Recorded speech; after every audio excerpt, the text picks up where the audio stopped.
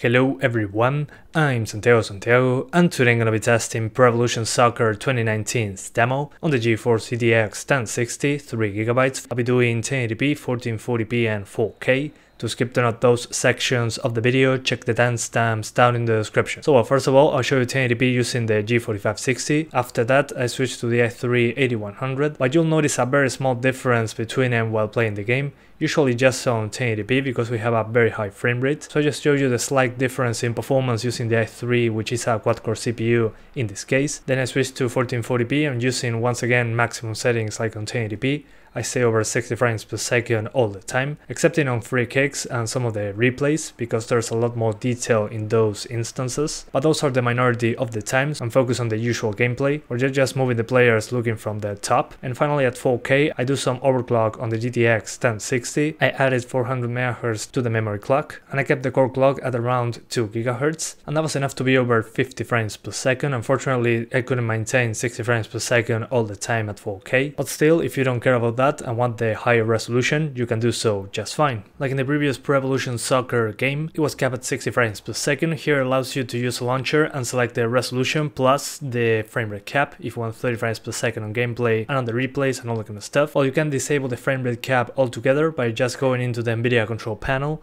and disabling the VSync in the 3D options. But I recommend sticking to 60 frames per second with the VSync that the game enforces. If you just unlock the frame rate like I did in this video, the game doesn't feel smooth at all. I never seen that much screen tearing in a while. This game has a ton of it, it's very distracting, so I recommend you just keep it at 60 frames per second or use the fast sync option. But inside the game you have the render settings, which are the graphical settings, and so far there wasn't a huge difference between the highest and the lowest performance wise, so my recommendation here is to just tweak the option called select image quality. Really between low, medium and high, again there's not a huge performance difference, but the individual options that gave me the biggest difference in performance were ambient occlusion if you turn it off, post-processing, effects and shadows a little bit. Other than that, there wasn't a huge difference in performance.